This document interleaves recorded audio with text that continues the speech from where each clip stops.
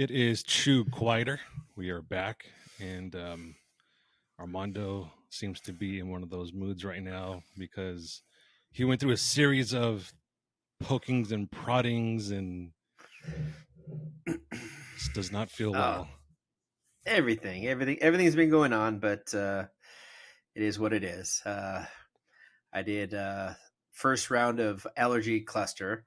I've been suffering for allergies my whole life. So let's see, I turned 55 on Tuesday. So my whole life, 55 years, I've dealt with allergies, and I was just finally a few months ago, I was just done. So went had an allergy test. They realized that I was a candidate for clusters, started clusters, and I made the appointment thinking I'd be gone for a half an hour.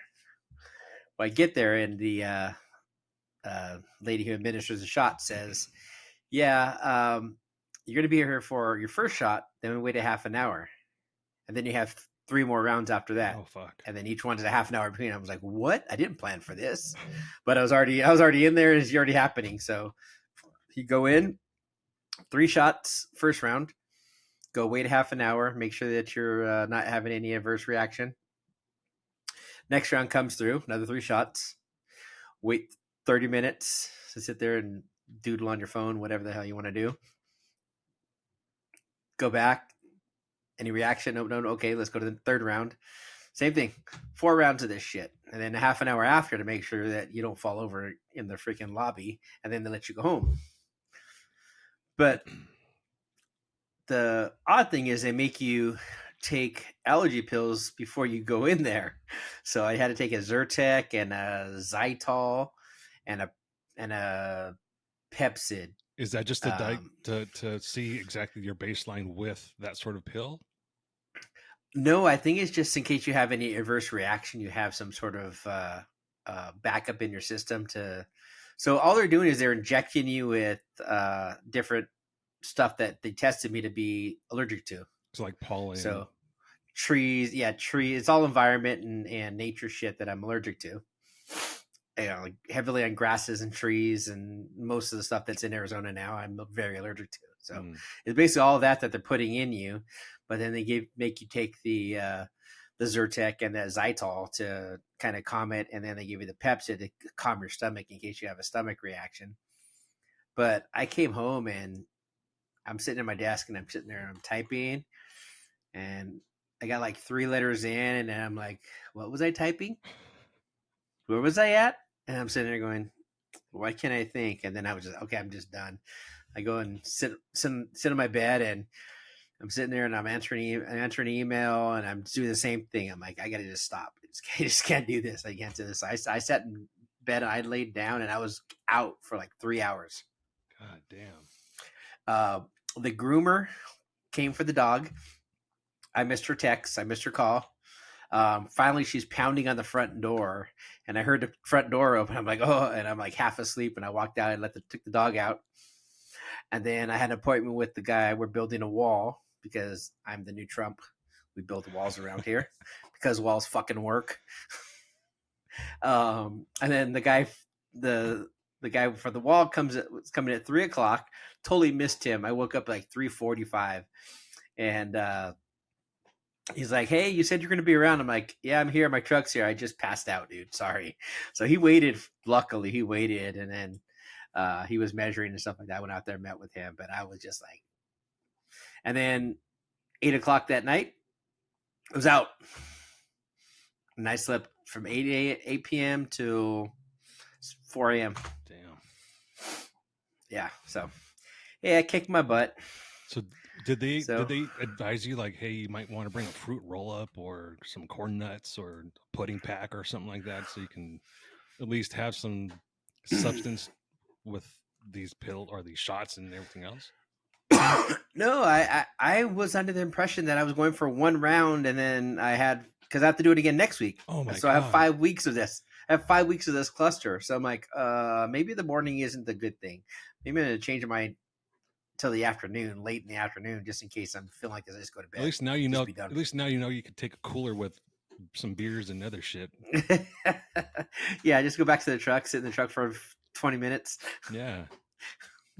I just Uber over and Uber home. So it's funny you kind of said that you're feeling a little bit like fogginess and all that. So for the last 2 weeks, I've been doing keto. And one of the Mhm. symptoms to know that you're in ketosis is you have this fogginess and, you're kind of like aloof and you have this almost like a emptiness in your head sort of thing. Mhm. Yeah. And I felt it today. I'm working and I was typing something and all of a sudden I'm like, what was I typing? What was I trying to say? But it's a good thing. I mean, I was actually talking to Jake Glazer this morning, and he said that he thinks I'm on the right track with how my diet's going and everything. I'm down to a solid 226 as of this morning.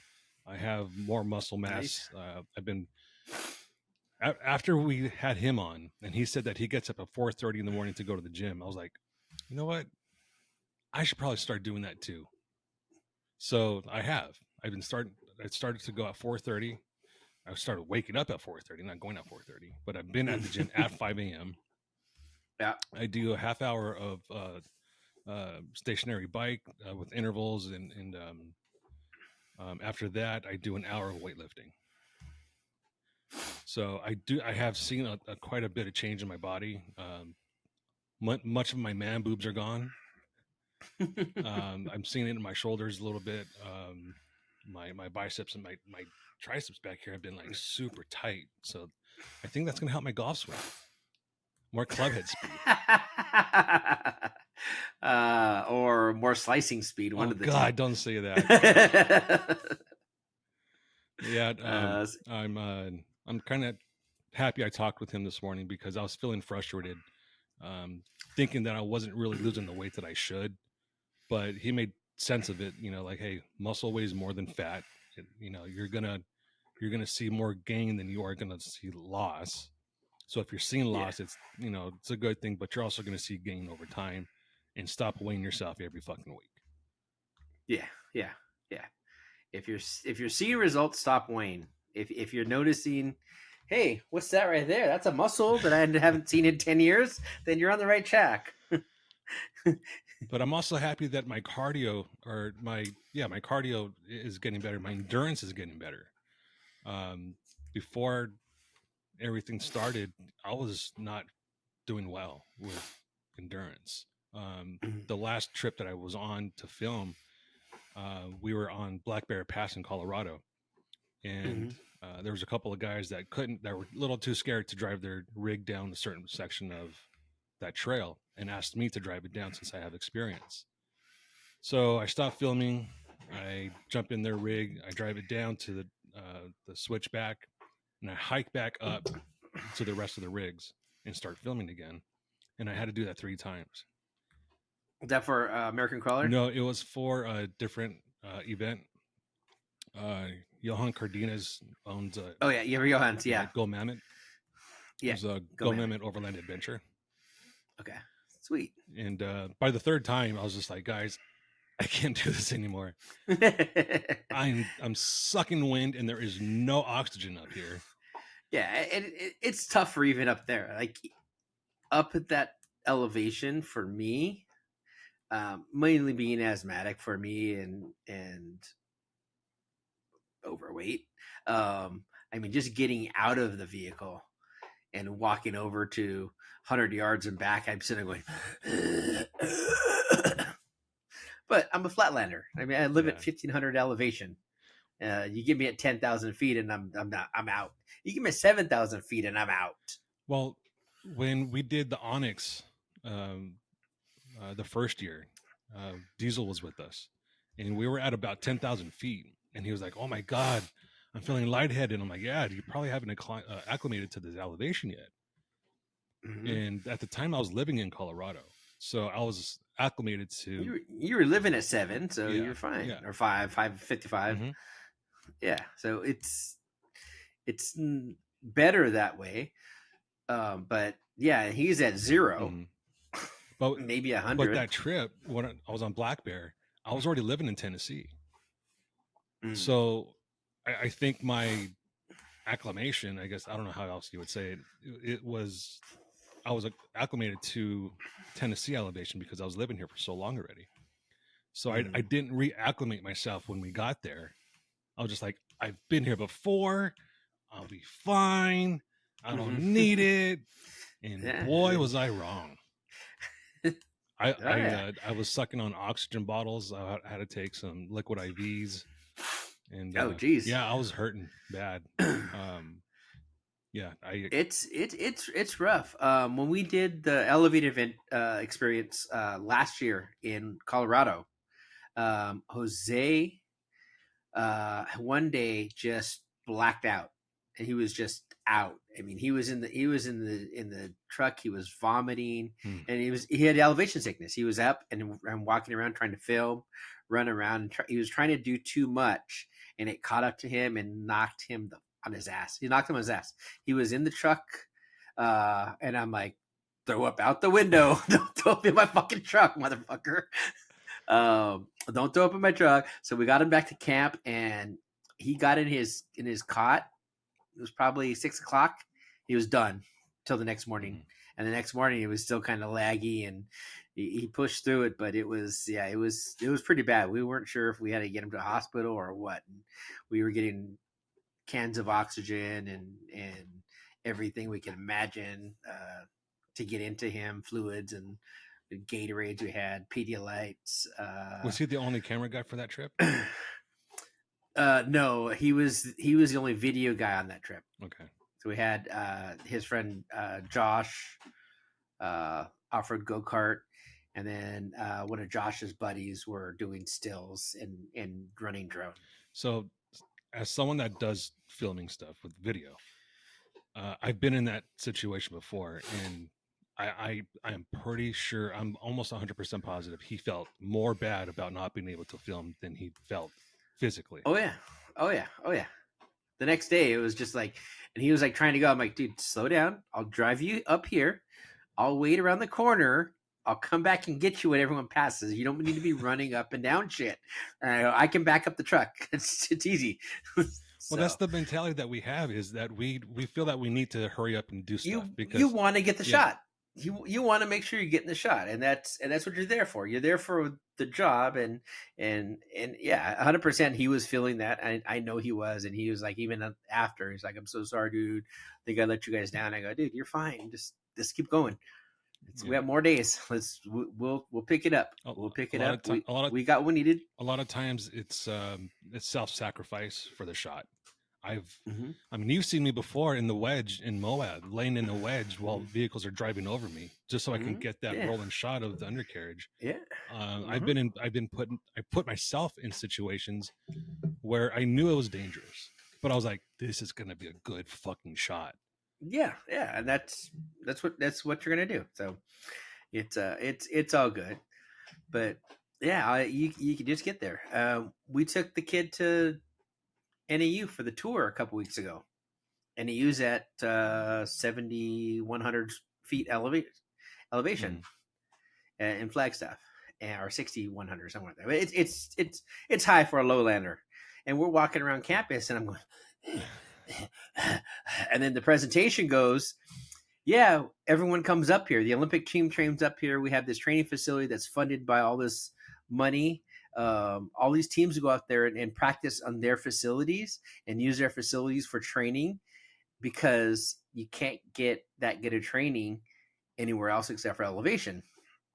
And they put together a world-class facility up there for athletes to go. And there's swim teams that go up there, soccer teams, football teams, everything is up there to train in those facilities. And they made this that training facility is like, it has the ice baths, all the recovery stuff in there, and then outside it's perfect weather, so you don't need an indoor anything. You go run on the track, you go do what you want to do, you go play on the fields, and they have an indoor football field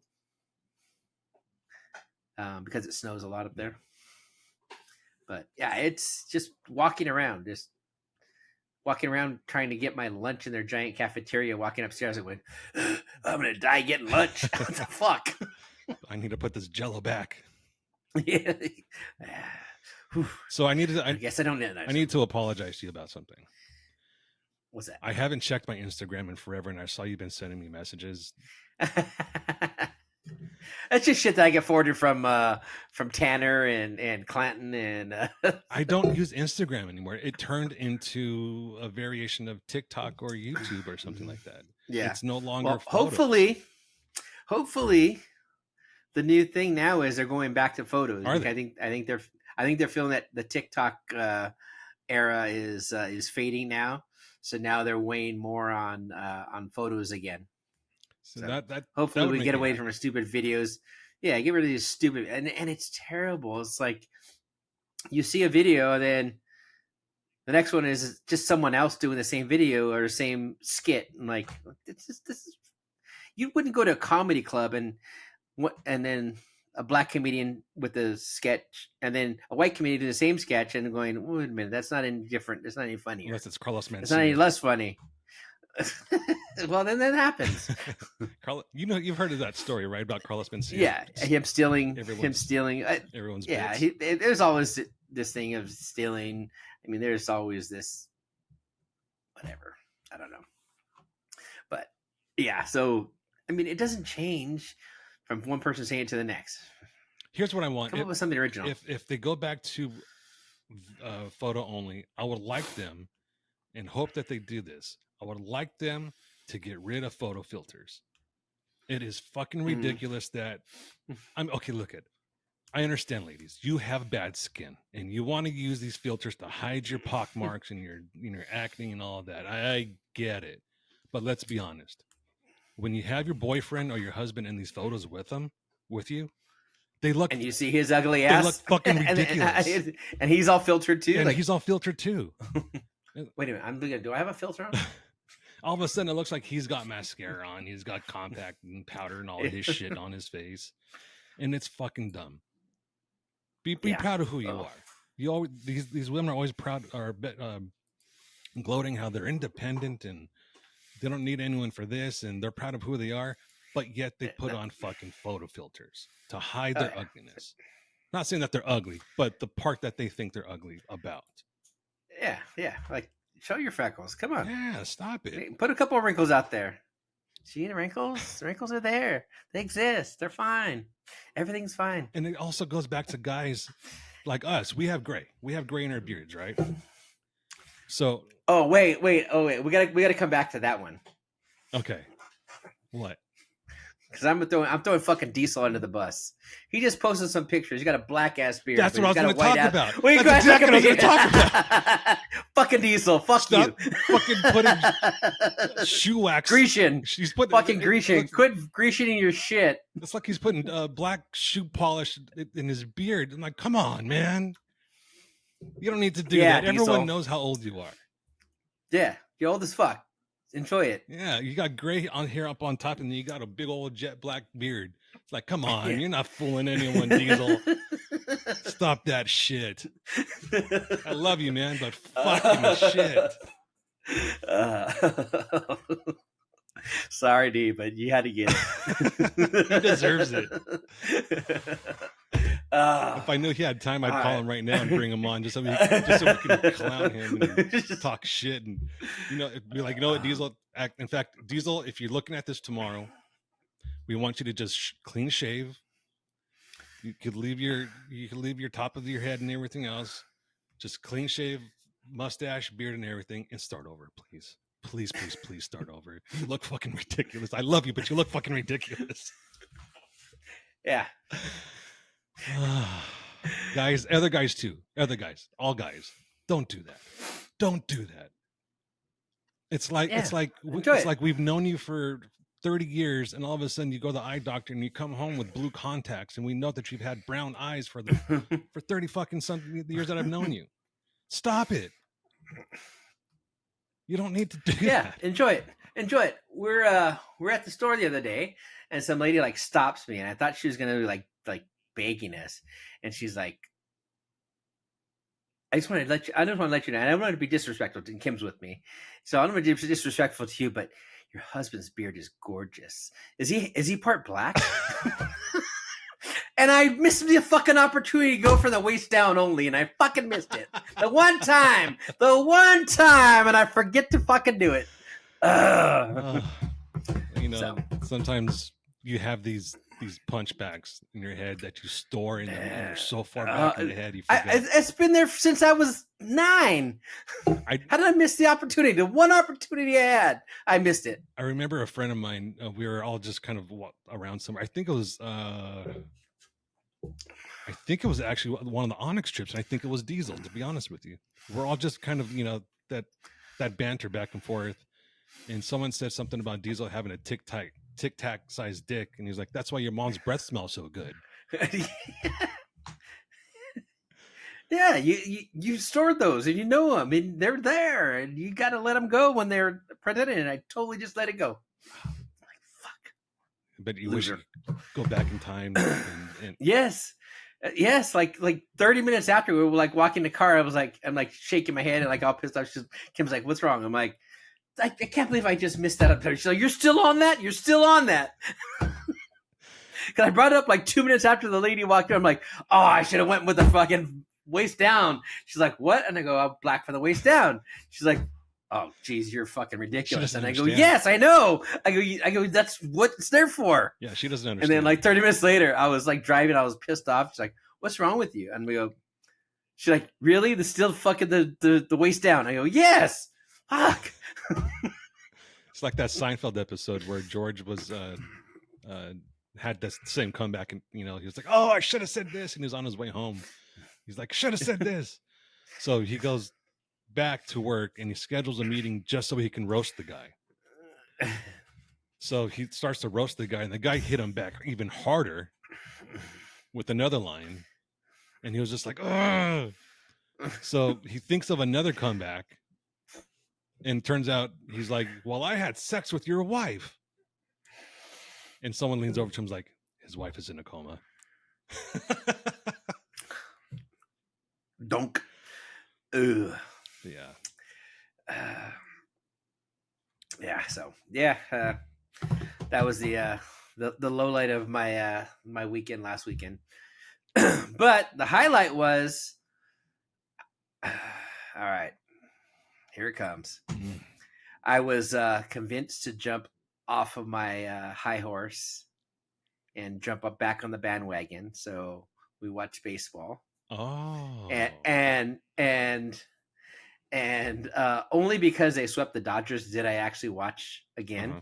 I'm like, all right, let's see what happens here. I'm like, they're not going through the Phillies. I started like looking at stats. Haven't watched it at all. I didn't know I had to go like look up who's on the team, who they played, like whatever, and all this stuff. And then we started watching it, and then we watched the whole series. We watched and it's so funny watching from the eyes now, because I don't really care win or lose. I have nothing invested. I'm just watching at this point. But game 7 or game 6, yeah, it was game 6. It started early. It was like 2:00. Mm-hmm. So I got an email that said, "Hey, the game started now." So I just put my other TV on in the office and started watching the game. And it was the pregame show. Dude, it was so much one-sided on how the D-backs are underqualified and out everything, and how Philly's just going to just walk through this game or whatever, and the D-backs won. Well, it's because they were a playing team. Yeah, well, because this is what happened with the 2001 team. When they won in 2001, there was not a bunch of guys there was no superstar on that team in 2001. Mm-hmm. It was a bunch of guys that had a shit ton of heart and a lot of nothing to lose. Some guys were at the end of their careers, and they just wanted to play baseball and kick ass, and they let it just go. And this team is right there, and I'm feeling this grit now watching this and going, "Oh, this is that 2001 grit. This shit's going to fucking go." And then it keeps going and going and going. I'm like, holy shit. These guys are doing it. These guys are going to do it. And then continue to watch, like, now my feed, I start watching baseball again, and now my feed is all these different groups that I'm not part of or different pages I'm not part of, and one of them is like the Dodgers or whatever, and these fucking Dodger fans still fucking like, well, the wild card just sucks. It should just be the best of the best. I'm like, well, if you're the best of the Then you best, would you have should won. just you would have won, right? Well, there's too much time between. I'm like, you have practice, you have fake games, you have other stuff that keeps you conditioned for a week that you were off. Fuck you. Yeah, fuck the Doyers. Yeah, and then all these other like Phillies, well, this and that. I'm like, dude, just fucking shut up. You got beat. Plain and simple, you fucking got beat. Yeah. So you don't watch F1, I know that. But this past weekend it was championship. Where was that? Where was that? It was in Where's that race? It was in Houston. It was the championship of the it's Americas. Houston. Okay, it's in Houston. Okay. It was very interesting what happened there. So there's a format that's called sprint, and it happens before the main race, before the Grand Prix. So the usual format is on Friday they will have 2 practice sessions, one in the morning and one in the afternoon. On Saturday they'll have a third practice session, and then in the afternoon or evening they'll have qualifying, and then Sunday will be the Grand Prix. That's traditionally how it goes.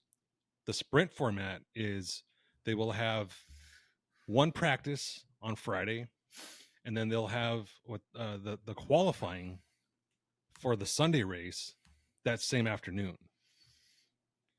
Saturday will be what they call the shootout, or the sprint race. I'm fucking this up. The shootout is the qualifying for the sprint race, which happens the same day later on in the day. Okay. And then Sunday will be the main race, the Grand Prix. And this is what happened this past week. So they've already declared the champion, who was Max Verstappen. He's the phenomenal fucking driver. He's this is his 3rd championship in a row. Drives for Red Bull. During the shootout, he missed the top 3 grid spot. During qualifying for the main race, he was 6th. He was P6. The motherfucker still won the race. He's that good. The controversy behind the whole weekend was second place and 3rd place. I'm sorry, 2nd place and 6th place were disqualified an hour after the race because their car failed inspection. Don't they inspect before the race, or is it post-race inspection? It's a post-race inspection. So there's a wooden plank. It's a safety feature that goes under the car because the gas tanks are under the car, and so this wooden plank is there so it doesn't create spark that would ignite the gas tank. Okay. The spec is it has to be 10 millimeters thick, give or take 0.02 millimeters for just normal wear from the the ground scraping. Right. Yeah. Theirs was out of compliance, so they automatically got disqualified. All of these fans of Lewis Hamilton and Charles Leclerc are up in arms that everyone should be having their vehicles tested, and the top 4 placements were actually tested, and they passed inspection. So this is, I think, the second or third time this has happened in the 30 years that they've had this rule. They also do other inspections on the vehicles to make sure that they're in compliance. Like they weigh the vehicle. They check the tires for wear. I think there's also a fuel check and something else. I can't remember exactly. The thing that sucks about it is after the first practice session during the sprint series, you're in what's called parc ferme. And that means basically you cannot touch anything on the car to enhance its drivability. So you can't, if it's too low, you can't raise it. If one side of the wing needs a little bit more downforce, you can't fix that sort of thing. So I think that came into play a little bit, and it's just the way it goes. But I mean, this guy Max Verstappen is a fucking animal behind the wheel. He was dealing with brake issues the entire race and still pulled it out. You don't need brakes in racing. On this one, you do. It's a fucking sissy pedal. But yeah, it's I'm fully in on F1 racing. It's far superior than NASCAR. Well, well, yeah, but go-kart racing is superior to NASCAR. NASCAR is just fucking boring. Let's just call it what it is. It's boring. It is. Like IndyCar, I'm in. Yeah, absolutely. NASCAR, I'm out. Yep. I mean, I'll watch it if it's on. I don't hate it, but I mean, if I compare, I watched IndyCar for years. It was just my favorite thing to watch, and if it's on, I'm gonna watch it. But I don't search for it. I don't know who's racing now or who's going for championships from the IndyCar now. But back in the day, the Ray Hall days and way back then was I watched all the time. But I don't know. I just gotta probably search it out. I said I should, but I don't really have. What is it on? So sometimes it comes on NBC channels like Peacock. That app should have most of the races. The Peacock app. Okay. Yeah, but even the Porsche series, the GT series, those races are fantastic to watch too, and they're still better than NASCAR. They're a little slower, but fuck, they're not going in one goddamn circle.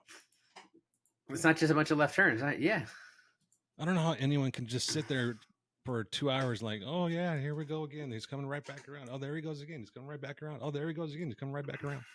I mean, come on. And then as soon as NASCAR tries to put a little bit of a road race in it, it's a clusterfuck. Yeah, they can't do that. Their cars aren't designed for that. So no, I give me an open wheel car. Yeah. Or motorcycle. Just give me a motorcycle. MotoGP is fun to watch. MotoGP is fun to watch. I'm a Supercross guy. That's fun too. We'll probably get into it more as the new season comes up. There's going to be some weird stuff happening, and we'll see. I think Eli said he's coming back, so we'll see if he's ready. See what he does. He's an older guy now at 30 something.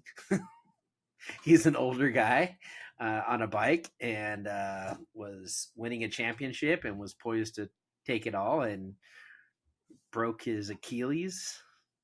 So we'll see how that heals and if he can come back and be competitive like he was before. But it'd be fun to see the changes. The Aussie kids both come up from 250 to 450 next year, or this year. They're coming up next year, so should be fun to watch. Yeah, from what I hear, the Achilles is one of the toughest injuries to overcome. But Aaron Rodgers had his torn in preseason football, and he's already walking without a walking boot. He's doing all these things. There's a new procedure that I guess was done on him. I think he was the second professional athlete to have this procedure done, and it speeds up the healing time dramatically. Is he taking ivermectin? He would if Trump told him to. Yeah, well, I think he would just for the simple fact that it works. But yeah, man. Oh, one thing I wanted to bring up too. I've been getting a lot of friends lately that have been getting into RC cars. And every time someone gets a new RC car, they're like, "Hey man, are you into RC cars?" I'm like, "No, it's not really my thing." Oh, really? The new CrossFit? No, I don't know why. It's just I think there is some enjoyment in it. I can see that there can be some enjoyment, but I don't see it as, "Hey, come on, let's go to this park and play with our cars and make them go up this rock that." And they put all this money into these things. For me, it's 5 minutes. Okay, that was fun. Let's go. Yeah, I don't get it. Yeah, again, some people don't get other things that I do, but it's just I get it. I mean, go have your fun. I'm not saying don't. I like my toys. I like my toys. Just not that doesn't I don't know. Yeah, I'm not saying don't do it. If it brings you pleasure, by all means, Go do it. Go freaking do it. And it keeps you freaking doing drugs. Go do it. Well, here's the fun part about it that I can see. Some of these guys have kids, and their kids are finding enjoyment with it too, and it's a bonding time. So then that in that 100%. in that way, 2 thumbs up. Yeah. Go for it. Have fun. Yeah. But don't start fucking asking me to go with you. I'm not spending thousands of dollars. I already have enough expensive hobbies. Yeah. So,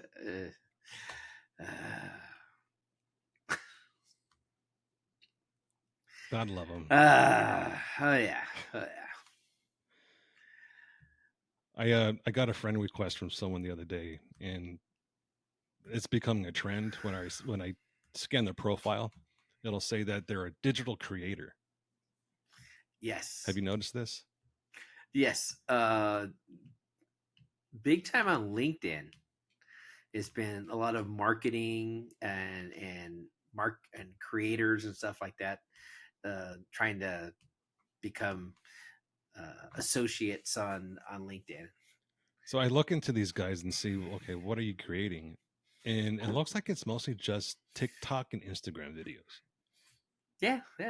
And it's just it's very monotoned and very mono topic. Them.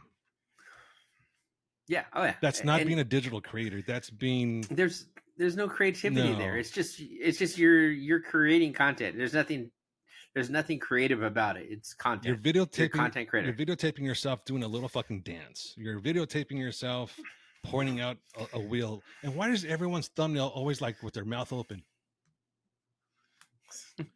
I mean, come on, pointing at something with your mouth open. You look like a goddamn fool waiting for a fly to come into your mouth. Or a dick. Or a dick, yeah. In most cases, it probably is a dick. Everyone's following the same template. No one has originality. It's the same joke. It's the same joke. Like, okay, well, this joke is good. Well, say the same joke. Do the same skit. Do the same whatever. I'm like, dude, just do something original. Yeah, I don't understand this copycat era.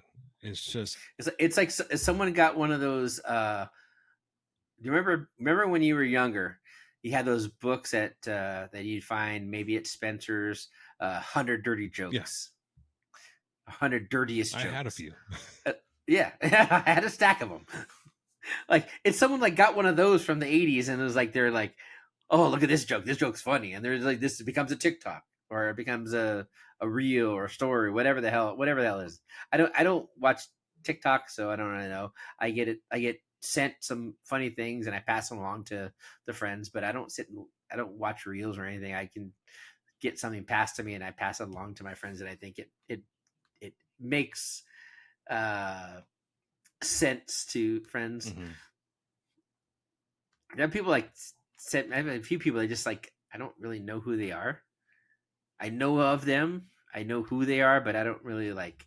It's not like I'm like you. Like, I've known you for years, and we've hung out and we've done stuff and had adventures together. Yeah. It's like someone that I've met here coincidentally, or have known me from what I've done, and then they send me stuff. I'm like, all right, whatever. I don't.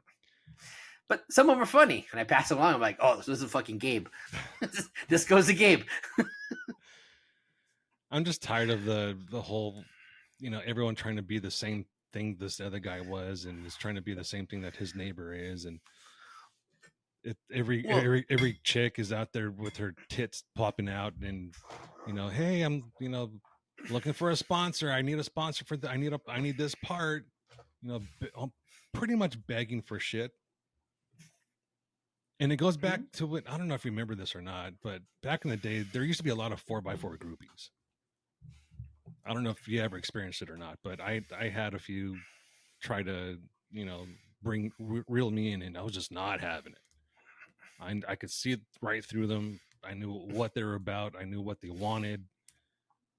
I wanted no part of that shit. But some of our friends that will remain nameless know what I'm talking about. They know exactly who the fuck I'm talking about. it's funny is that they're out there and they're like, for what I did, I was like, no, because they knew that I didn't do anything. I'm like, unless you're somebody, get the fuck out of here. Just ignore. Sorry, not interested. Sorry, not interested. And I don't know if that just became the norm through whatever. They all just like, I don't know if they all talk to each other. I don't really know, but it started like this ramp up. Like, hey, can you help me out with this? I'm like, sorry, that's not something that we're really getting into. And it was also probably the image that was I had to uphold. Mm-hmm. I had to answer to a higher level. I think a lot of these when I was at Artec, and it was like, okay, you can't have that because you're want to go tits half out, ass out, whatever. Well, you'd never get promoted on anything with what I was doing. Mm-hmm. Just wasn't allowed. I think there was a time we had one of the racers sent me remember the quirk crates? Yeah. Well, we had one the double crate. It was called I think we called it the G or something like that. Well, he sent me a picture, or he emailed Artec at the sales email, a picture of giant freaking boobs in the freaking quirk crate. He said, "Hey, put this on your Facebook." I'm like, this is going in the trash can, and I can't show it to anybody. Mormon and it's just company. done. Yeah, I'm like, fucking really, dude? And it was like, nope, delete, block. Sorry, we can't do that anymore. I'm like, Jesus Christ.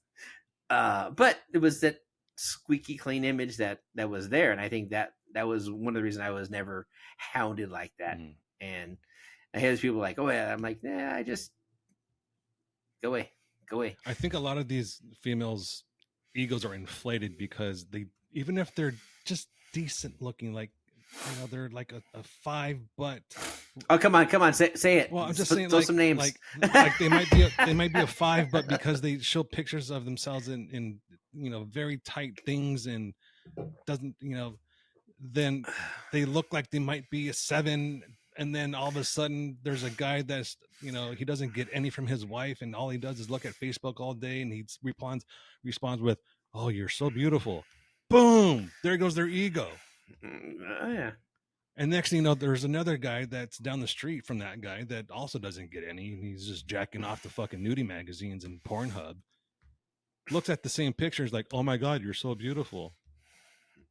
And I feel bad for these men's wives. I mean, obviously they don't respect their wives.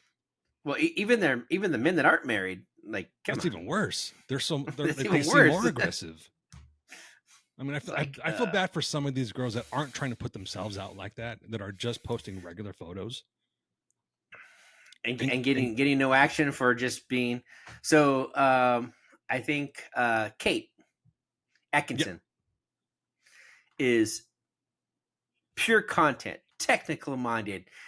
I mean, she's an engineer. She's very technical in what she does. She's built a number of vehicles, and badass vehicles. She goes out and she does good images, but some of it just gets lost because she's not showing ass. Yeah. And she's like, I don't need to show ass. I do way more than any of these other hoes do, and I don't show ass. So, and she wheels. She doesn't just stay in the parking lot. And she wheels. Pictures. Yeah, right. Yeah. And she builds badass freaking Jeeps. She kicks ass, and she still hasn't made me a fucking sandwich. Damn it, Kate! I needed my fucking sandwich. No, that's a great example of. But that's it though. Yeah. Like, you have someone showing her ass, like, oh, I got these new headlights from whatever, or what's the killer is Skull Crushers. Skull Crushers loves to show TNA. Oh yeah. And I'll send you my shitty ass parts for little TNA pictures, and I'll post them all up on my freaking site and try to grow my business. Speaking of, did he ever raffle that Jeep off finally, that JK? I don't think he ever raffled that fucking thing off. He was collecting all kinds of raffle tickets and money for this JK, and still sitting in his fucking garage or driveway. Wasn't he the same guy that was driving down the freeway all coked out? with the gun in his center console in plain view? I'm pretty sure it was him. I don't know the guy. I don't know him either. I actually blocked him Oh. because he was so fucking annoying. Oh no, I didn't. I don't really know him. I know the stories of it, and I actually had to block the page because they were tagging my stuff with their stuff. I'm like, dude, I have no association with this company. Blocked. You're out. But yeah, but everything that he was doing, like it's always like you see like the Jeep thing with girl with a bikini, girl with half naked, whatever. Hashtag Skull Crushers. I'm like, fucking really? Get all of them. I mean, some people want to market that because their product is inferior, and they think that that's going to sell it, and it might. But I mean, how respected are you? Yeah, no, well, you're living for the moment. You're gonna be around until that model goes away. Yeah, and it feels like that model is fading, and it's just time for it to go away. Yeah, I would love to see some normality come back to the off-road scene. I would like to see the ducks go away. Yeah, I would like to see people stop saying, "Oh, that's a nice looking Jeep," instead of saying, "How capable is that Jeep?" or what the fuck were you thinking? There are some hideous builds out there that people are just like, "Oh my god, it's They're such a nice terrible. build." I'm like, no, it's not. I bet you that thing can't fucking wheel 10 minutes in a trail without braking. Like I saw someone putting on metal cloak suspension, and it was all bolt on, and it looked like the lower control arm brackets were bolt on. And I was like, wait a minute, that just doesn't seem right. Why would you bolt on lower control arm brackets? Yeah, I don't think they do that. It looked like it. Like I said, it looked like it. I don't know for a fact, but it had that appearance. So hold on. I need to give props to my boy. Let's do it.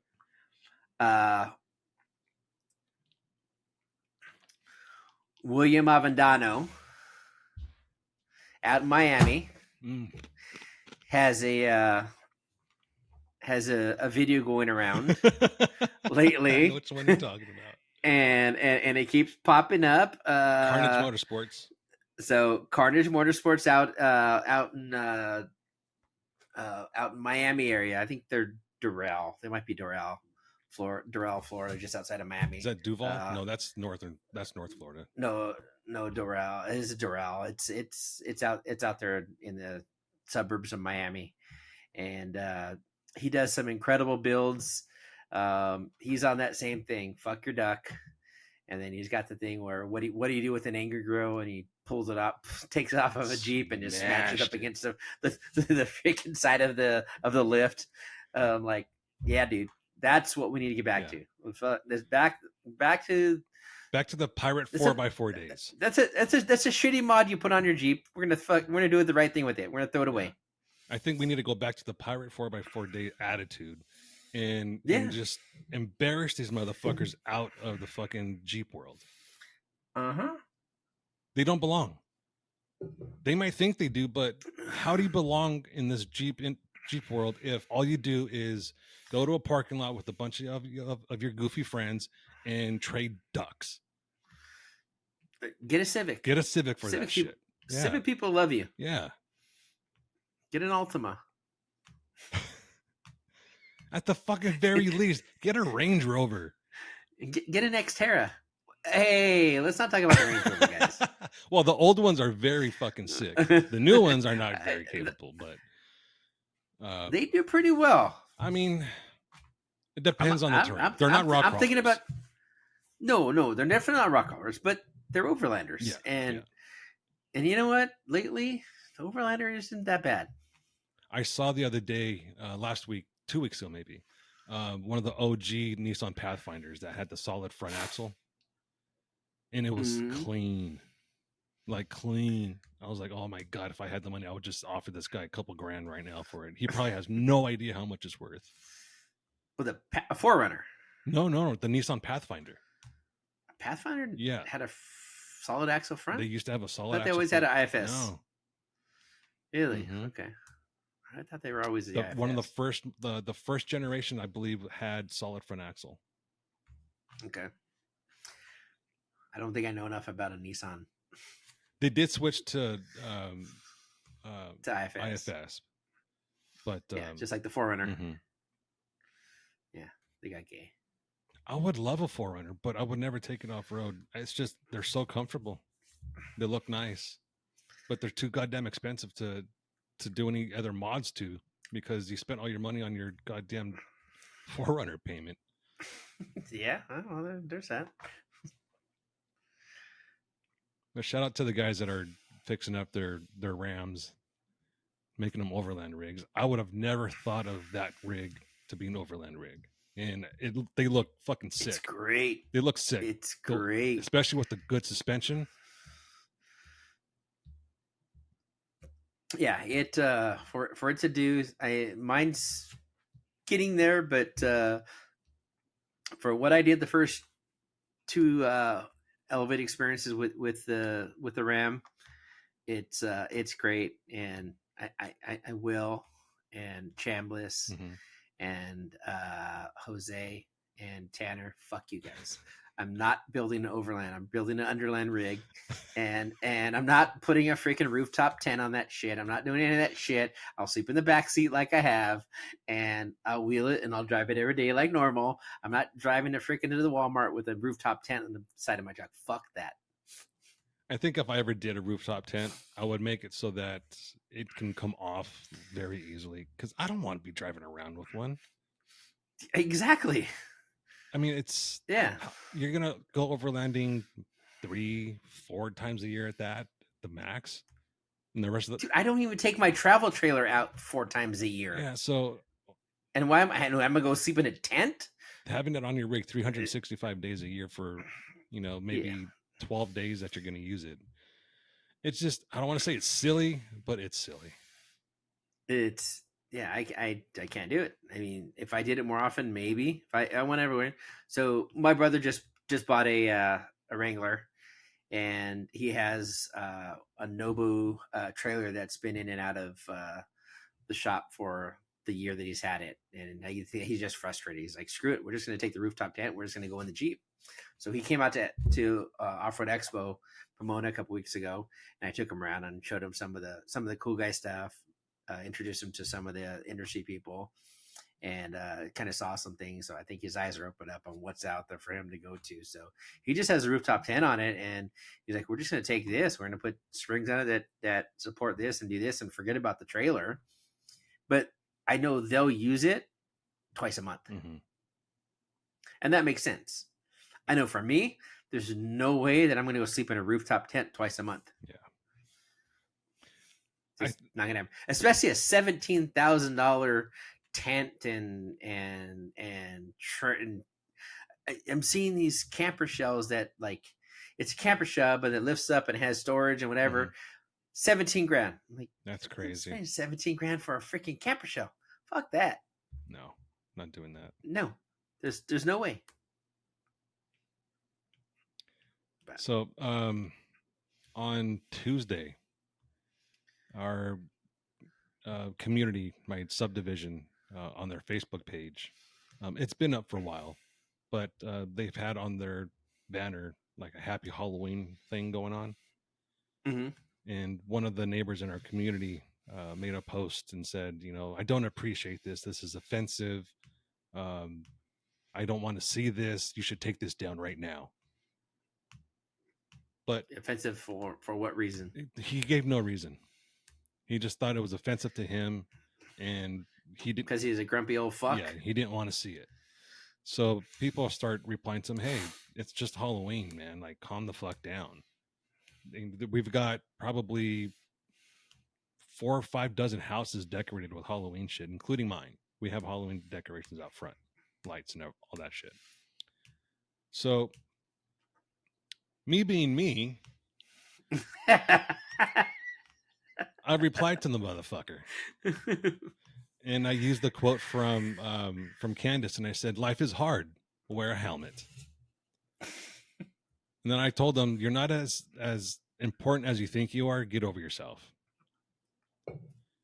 This motherfucker. And then you get flamed for that, for the community, or No, everyone was giving him shit.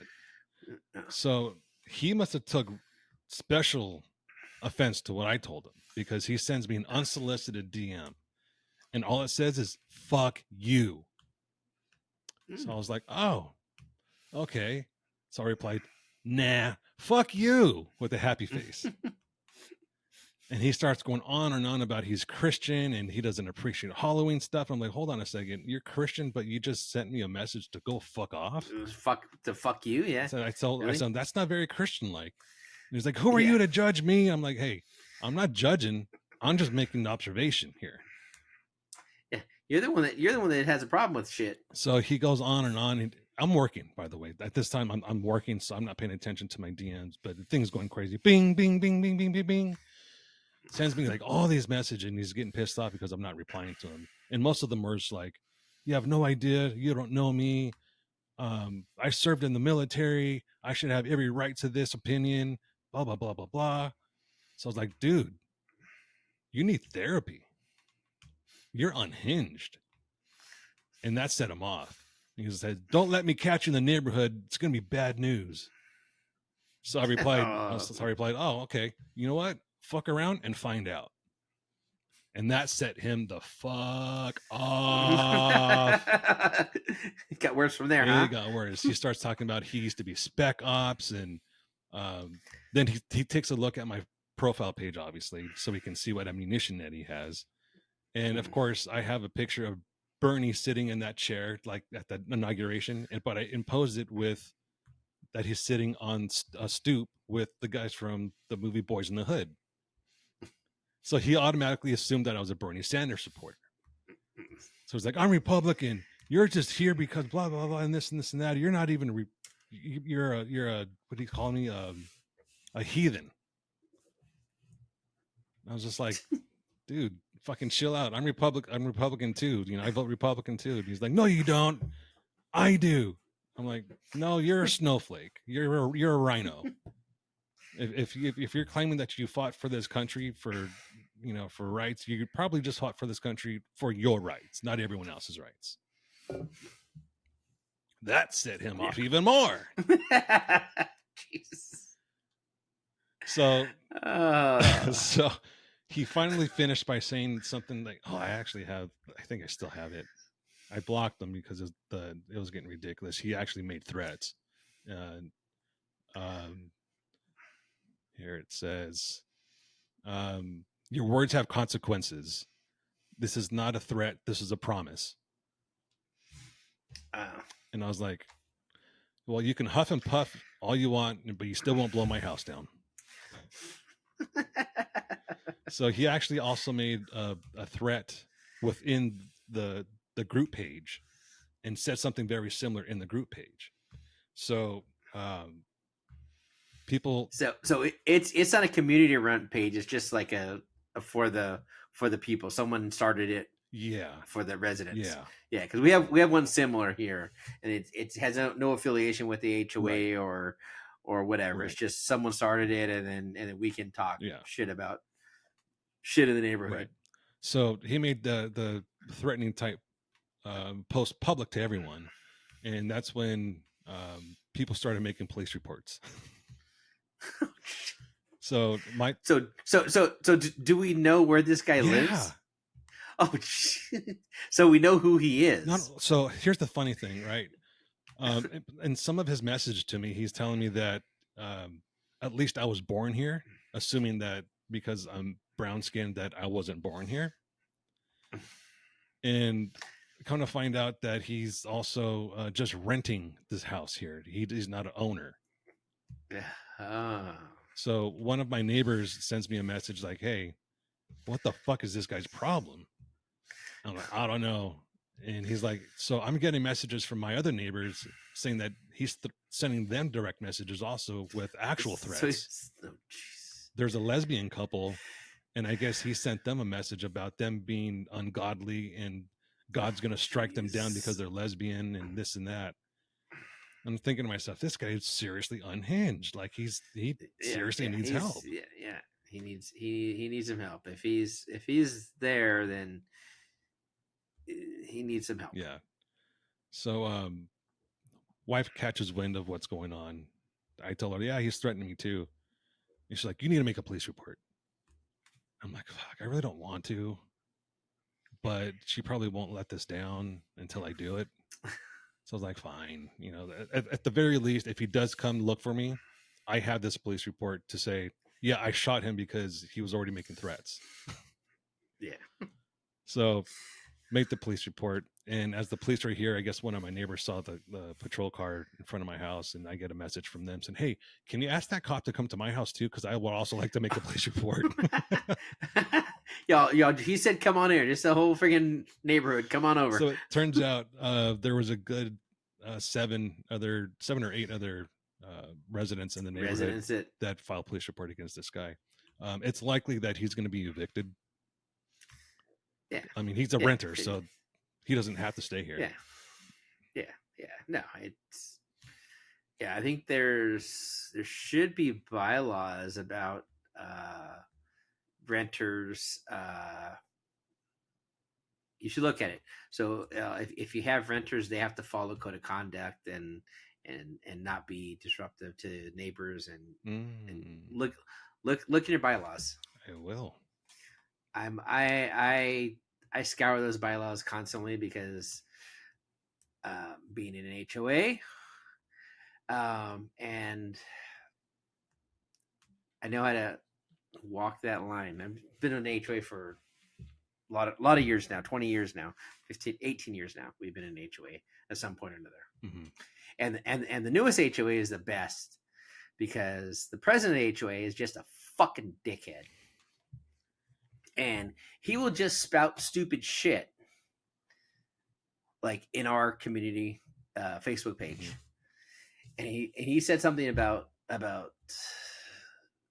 I live on an acre and I leave my trailer parked on a driveway, which we had purposely built to park trailers and whatever on.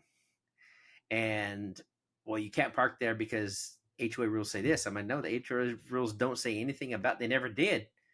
We moved in and then he's like, well, there's this and this. I go, well, that doesn't say anything specific to this. He's like, well, that's the rule. It's just it's an unwritten rule. I said, there's no unwritten rules. It's a written rule or it's fucking kiss my ass. Yeah. There's two rules, written rule or kiss my ass. And he is notorious. He's the president of the HOA. He's notorious for just spouting his mouth off for whatever he fucking wants to say. And I'm like, dude, shut the fuck up. You're not doing yourself any good here. You're supposed to be an HOA president. You're supposed to know the very basics of how association should run. He tells me that, well, you have to get a 100% of the community vote to do that. I'm like, no, that's not at all what the bylaws say. Well, no, that's what I'm doing. And I go, you don't have the fucking authority to do this. There's rules there. You haven't done anything to change that, so you can't change that without a vote of a quorum of 120 houses. So you have 120 votes. You have to have 66%, and of that, you have to have 30% of those. I go, do you even know that this all is part of what has to happen? Well, I'm like, dude, just fucking shut up. Quit fucking talking to me and trying to spout off about rules to me when you don't even understand what the rules are. Fuck you. Fucking HOA Karens. He is like, well, I ran an HOA in California. I'm like, I don't give a shit where the fuck you ran an HOA. You ran it like shit apparently there too. Just because you did a bad job at McDonald's doesn't mean you're going to do a good job at fucking Jack in the Box. So fuck you. So it's funny. I told you I was in a mood today. I told you the mood. I use the F word more today. This is great. I've used the F word more today. I think I ran in a single day. I'm like, you need to get more allergy shots. Well, it's a combination of a lot of things, but the allergy shots weren't it. But so the same neighbor. This was months ago. So our subdivision is surrounded by farmland, and those farmers are more than welcome to shoot guns on their property wherever they want, within Mhm. reason, obviously, and with privacy or with safety in mind. Yeah, So yeah. there's this one farmer, and I heard the shot. There was gunshots, and I was like, good for that guy, out there practicing. I come inside, and a few minutes later, there was someone posting, "Does anyone else hear these gunshots?" And the same motherfucker, the same one that was threatening me, says, "Yeah, I heard them. It sounded like automatic fire." And I was like, "Okay, first of all, it was just rapid fire." And he was saying in the same post, "I know what I'm talking about because I was in the military." And I was like, The expert, "Yeah." the And I was like, expert. "Okay, second of all, if you're in the military, then you would know the difference between rapid fire and automatic fire." Yeah, I've shot automatic fire before. I know there was a very distinct sound in the repetitiveness. Very yes, distinct. yes. So I replied to it and said, "Stop it. You're gaslighting. That was not automatic rifle fire. That was rapid semi-automatic fire." Oh, you use the gaslighting term again? Didn't you get in trouble for this Oh, shit? fuck him. You get in trouble for working at work for gaslighting. So my neighbor, he actually shot. He was a gunner in the Navy. I forget the caliber of gun that he shot, but obviously it's an automatic type of weapon, as a gunner. So he replies and said, "Hey, if you claim you were in the military, you would know what automatic gunfire sounds like. That's not automatic fire." And the guy finally replied, "Yeah, you're right. I don't know why I said that. That was not automatic gunfire." It's like, you stupid motherfucker. He's either truly gaslighting, he's claiming to be Republican, which he doesn't sound like he is if he's complaining about gunfire.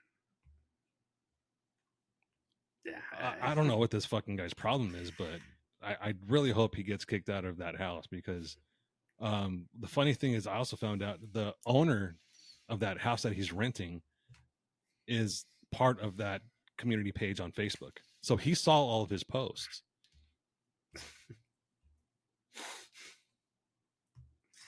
Yeah. Well, that's where you dig into the CCNRs and you figure out what the renter code of conduct is, and if that exceeds what he's done with the 767 police reports, and if that goes against that, Yeah, that would be easy, especially if you know who the owner is. yeah. So we had a guy complaining, not even about the freaking HOA. I'm like, it's just like someone complaining. I'm like, dude, this is not your freaking, like, I don't know. I guess Facebook groups has changed how people actually talk to people and vent. I'm like, dude, go vent to your fucking wife. Go vent to the freaking friends. Go vent somewhere else. But the guy's like, some just passed me on Gary Road. I was doing 5 over and they honked and they passed me going 20 over. How rude and blah blah. I'm like, dude, this is what you're posting on our community page. It has, you weren't even in the community. It wasn't like, oh yeah, someone was speeding in the neighborhood, which we have a problem with. Okay, we get that. And some of that is even kind of a come on. Or hey, you didn't travel through the traffic circle properly. Okay, fucking really? That traffic circle is a clusterfuck because there's an entrance, there's sideways, and the people with the entrance should have the right of way because the gate's going to close on your car. So you should have no yield at all. You should be just go, and everyone else should have to wait from there. But that's not the way it works. But whatever. So it's like whatever. And my response is, I usually don't honk. fuck him. Fuck them. There you go. Fucking people. All right, I got one more topic to bring up, and I don't know if we should start this snowball now or wait for the next episode. But Hypebrite announced that they developed an off-road wheel, and it's somehow revolutionary. And until people started replying, I don't know, I don't see the difference between your wheel and the KMC wheels. Did you see this? Nope. So it looks like a KMC the grenade. Only difference is it's forged, which is fine. I mean that's great. Now let me say this: I don't want to sound like I'm bagging on them. I don't want to sound like I'm hating because hey, great opportunistic people. They're making some money. They're they're actually wheelers. They're crushing it. Let's be honest. But false claims of shit like that just bug me. Saying that they designed this wheel, but it looks exactly like a fucking KMC grenade, with the only difference being that it's forged. They had the same. I haven't seen it. They had the same drain holes as the KMC on their wheel. They're claiming that the bolts for the rings are recessed. Well, most of them are recessed in the industry. I don't know any of them that's protrude from the ring. They protrude, yeah. So what exactly is going on here that is so new that on your design? I just don't get it. And what's this wheel called? Oh God, I have no idea. I didn't care enough to pay attention that closely. But is it called the Light Bright wheel? Maybe. They did. I think that might be it. I have a feeling they licensed their name to this wheel manufacturer. Yeah, that's all anyone really does. Because let's face facts, they don't have the means to manufacture their own fucking. There's not very many wheels that are manufactured in the U.S. anymore. Mm-hmm. They all come by a boat, and there's a designer that goes in and creates a design, and then it gets cast or whatever, and then if you're forged, and you're getting a blank, and then you're just machining it. So there's not a wheel that is forged to shape. I don't believe. It's a blank forging that gets machined, which isn't super strong. If you're forging and you're pushing out, then you actually have grain structure that flows to design. So you'd actually have to forge into shape, and then maybe you cut out recesses where it's thin, but you'd actually get the grain structure to work through the wheel and make it strong. So I don't know enough about forged wheels to know who's actually doing that or not, but I don't believe there's any even the forged wheels. I just saw some video sent to me of a forged wheel, but it's a forged blank, and then it goes to machining. Mm-hmm. I'm like, well, you kind of lose a lot of the point of a forging. I know. So forging, you have the contours, and you have tight grain patterns as it turns and as it does certain things, and you're building strength through the forging. It's not just the fact that it's a forged blank that gets machined out. You lose everything. You're disrupting the grain structure and the grain flow, which gives it the strength when you're machining it back out. So I don't know. Yeah, I know KMC has had a few that were forged, that were beadlocks. So yeah, but they're machine post forging, right. Which this one is probably also, because I mean, yeah, to make it's a forged blank. To make it economical, it would have to go that route. Yeah. Now I'm gonna have to figure this out. So I think the company. I will have research. Hold on a second, okay? Because now, I don't know. I don't think it was called the Light Bright wheel, but and I don't remember who was the manufacturer, but we'll find out right now. Baja built. It's called. Baja. Oh, okay. Now it's getting deeper. The all-new Outlaw forged beadlock wheel by Light Bright from Baja built. Who the fuck is Baja built? That's a great goddamn question. It says real drain holes with proper channeling. What are fake drain holes? Well, I know no drain holes. Yeah. Inset bolt heads. Okay, we've already covered that. We've never seen any that aren't recessed or inset. Dual 180 offset valve stems. Okay, we've seen that before. That's not revolutionary. It says and more. What's the more? That's not a really. I mean, you're the marketing guy. You tell me, is that great marketing? No. Super strong forged construction and killer styling. The killer styling looks like a goddamn KMC. I'm sorry, but it does. Yeah.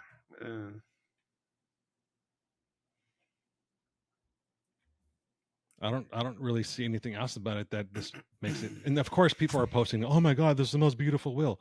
Really? Is it? Is it just because they have their name on it, or is it really? Of course, because blindly people just follow. What is it called? Outlaw Forged Beadlock Wheel by Lightbright from Baja Build.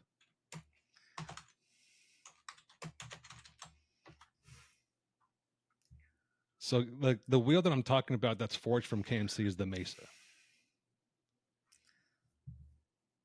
The KMC has a Mesa, or is it Dirty Life has a Mesa? KMC. They both have a Mesa wheel. Do they really? I didn't know Dirty Life had one. Fucking kidding me? Dirty Life has a Mesa wheel. I love the Dirty Life Mesa wheel, but they don't make it in a 20. That's what I was hoping to get when my kid was working for TWG. I was like, all right, figure out if they're making a freaking 20-inch wheel. I need a 20-inch wheel. Call the boss. Nope. If I'm not mistaken, it was KMC that kind of brought that channeled drain drain hole from the beadlock ring, right? I don't remember any other wheel manufacturer having those drain holes. Spiderlock never had them. They were one of the first beadlock manufacturers, from what I remember. I think they had an option to do a design, and then there was the DIY beadlocks. There's always a DIY beadlock. Spiderlock never had a weep hole, but they covered it up so you couldn't see anything with that big old star in the front. Mm-hmm. Yeah, I mean, to me, it looks just like a KMC grenade. I'm sorry. They can say all they want about how it's different, but until you show me a different picture of this wheel next to the side by side of a grenade, it's the same goddamn wheel. No, let me rephrase that. It looks like the same goddamn wheel. Not saying that it is the same goddamn wheel.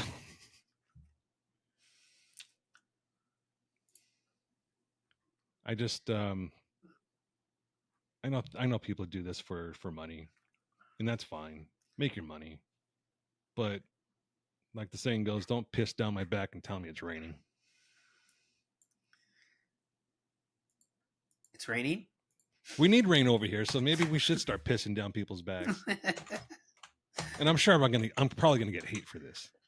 And I don't give a fuck. Ask me if I give a fuck. No, I don't give a fuck. No. Again, it's. I can't even find this company, Baja Built. Who are they? Really? Oh my god! Now I need to search for them. I've never heard of them either until this came up. Here they go. Baja Built race wheels. Innovation rooted in rally racing, stretching back to 1995, with over 15 major rally wins. They have Subaru on their front page. Yeah, so they're not. I mean, that's off road if it's rally, but it's not rock crawling. There's no products on their page. It's just like a contact us. That's it. Contact us, and that's it. Part of Extreme 4x4 group. What the fuck is the Extreme 4x4 group? I'm going to this fucking rabbit hole. Oh my god. Here we go. They claim to have 14,000 happy clients, and they can speak 50 languages on their website. All right. So, This is not. Extreme This is 4x4 group. Wait, Extreme 4x4 group has a trophy truck. Hoonigan labeled trophy truck. Who's number one? This is not even an American manufacturer or American company. No. Their partners are America's Most Wanted, Northridge 4x4, King Off Road, Dynatrack, Our Brands, Baja Built Racewell. So there's not even anything there. Oh man, I'm going down a fucking rabbit hole now. Oh my god! I told you this was going to snowball. Oh yeah. All right. We have part 2 next time. Let's go. All right, hold on. It's gonna be a long fucking episode, people. Just sit back and shut up. I mean, on their media page, they have what look like to be SEMA builds with Abu Dhabi sheiks. So maybe they're backed by Saudi Arabia. No, their domain's registered to GoDaddy and it's private. Yeah, their registration. Their Whois is private. Their country code is 971. 971. Yeah, is that? That's United Arab Emirates. UAE. Yep. Yeah, that's UAE. So I guess they're backed by oil money, is my guess. Because what other fucking companies out there are backing other companies? Rich sheiks. Yep. Only people making money right now. Freaking gas people. Oh man, we're exposing people that have gas. We're exposing it. All right.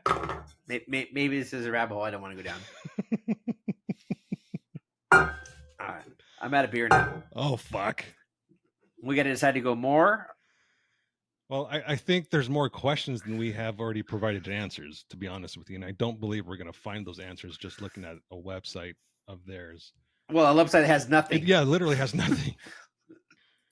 It's a negative website. Like, oh, their shipping policy, no refunds. That sounds legit. Where do I sign up? Shipping charges and all returns must be prepaid and insured by you. Yeah. Back to freaking UAE. Yeah. Fucking have fun with that one. Light Bright. Yeah. I don't know what you're getting yourself into, but you should have probably checked out this company. I don't know. Maybe Britt showed her tits or gave a free pass to her OnlyFans page, and they were like, "Oh my god, look at those! Look at that little blonde. She's got fake boobs. I like those fake boobs. I like Kevin's boobs too. His are bigger." Okay, now we're talking shit. Is it shit if it's true? No, I guess it's not. I mean, no, it is true. I mean, mine are bigger. They have a OnlyFans page, and she does have fake tits. And yeah, I mean, he's got tits too, and I've got tits. They're going away because I'm on a diet, so you can't really look at mine like as bad or as good. It's good. Look at episode 1 of this podcast, and you'll see my tits. That was before I started my diet.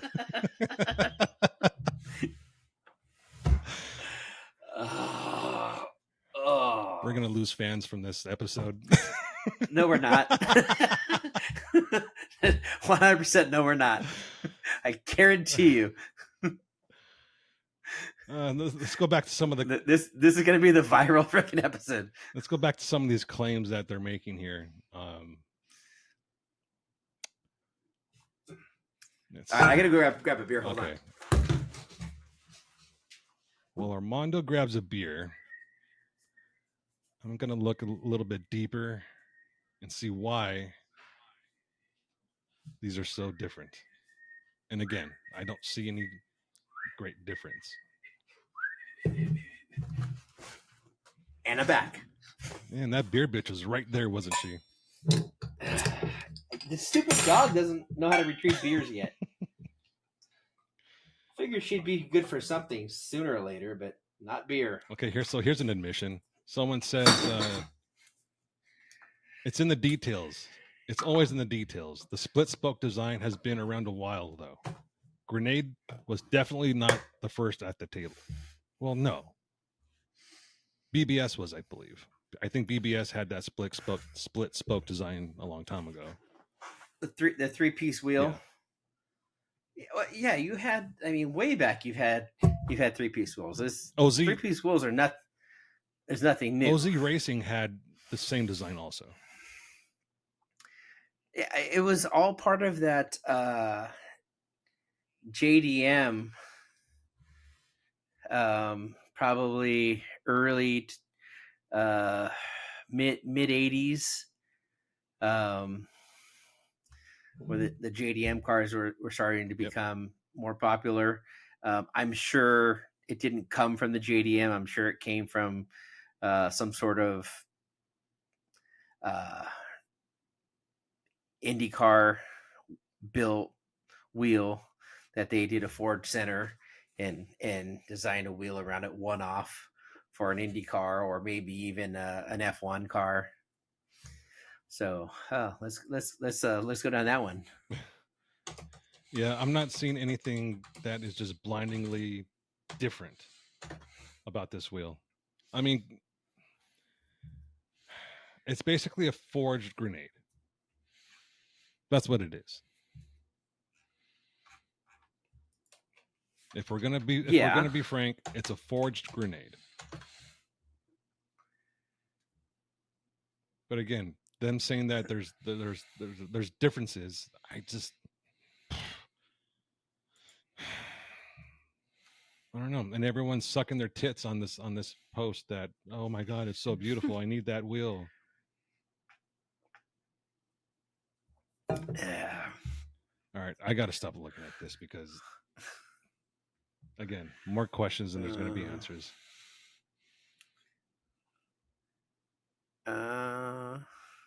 Okay.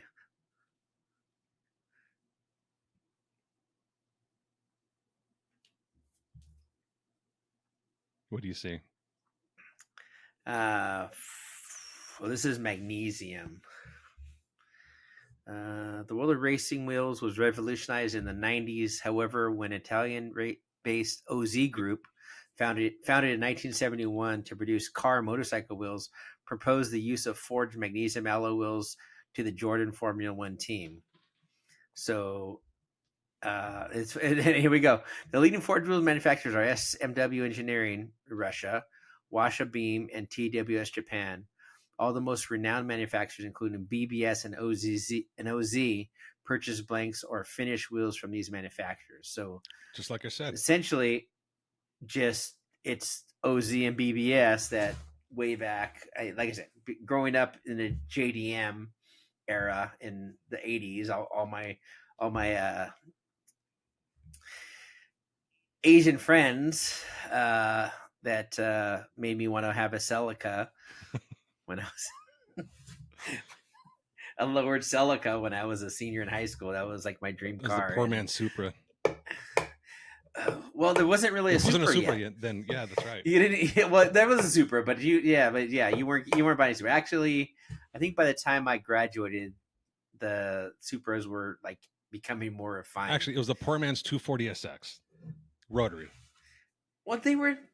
240X wasn't a rotary. No, it was the Mazda one was the Mazda RX3. Well, before you had the RX3, and then you had the 7. Before Nissan had bought that design, it was a Mazda rotary.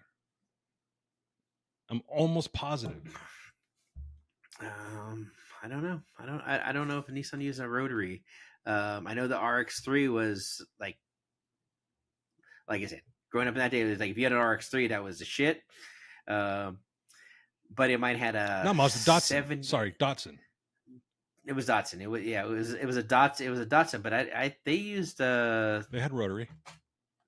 They used rotary engines. I believe they were one in the same company, kind of like Lexus and Toyota. Okay, so Boy, we've gone down the fucking deepest rabbit hole that we can find. oh yeah, the Sunny RE was the rotary engine used advanced development with the Nissan's own new rotary engine. Okay, so I didn't even know Nissan had a rotary. Yeah, because they bought Datsun.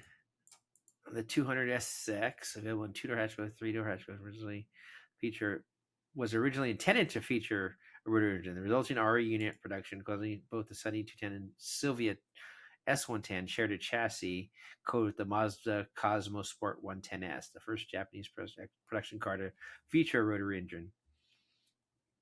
I don't know if they had a rotary that said it was supposed to come out in the 200SX, but it said it never came out. Because I had an RX-7 in the later or the mid 90s. I had the Gen 2 RX-7, and then I got rid of that and really fell in love with the Gen 1 RX-7s, and I bought one of those, and that thing hit a telephone pole or something. I don't really remember.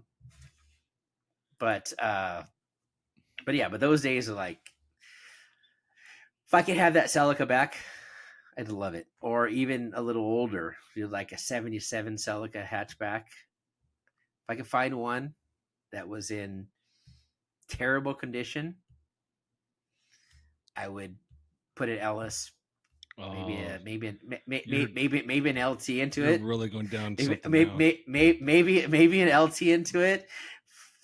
All new interior with one seat. Make it all-wheel drive. And then no, just rear-wheel drive. Rear-wheel drive with the supercharged. I don't know what to put in it. Something good. Okay, I think it's time we eat the mushroom and get out of fucking Alice in Wonderland's rabbit hole. Anyone want to buy a Scout? A half completed Scout minus a motor? Maybe I can just put a 5.3 and just put a supercharger on it, and then put that into a Celica. You have everything on the Scout minus the motor. Will be for sale. Man, I'm gonna find a fucking I'm gonna find a Celica. That's it. all right, I'm done. Yeah. I'm ricing myself out. Yeah, we gotta wrap this one up. I'm gonna have some mushroom risotto. I think I'm gonna have some deer tonight. I still have some backstrap. I think I'm gonna have some backstrap tonight. Maybe Nice. some steamed broccoli, and yeah, because this weekend I'm going hunting. I'm leaving tomorrow. Oh.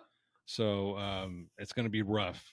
I know one day they're preparing a gumbo meal, and I know that's gonna have flour in it, so it's gonna fuck up my keto diet. So I'm gonna try to pick out as much of the meat as I can from the liquid that's in it. But pray for me.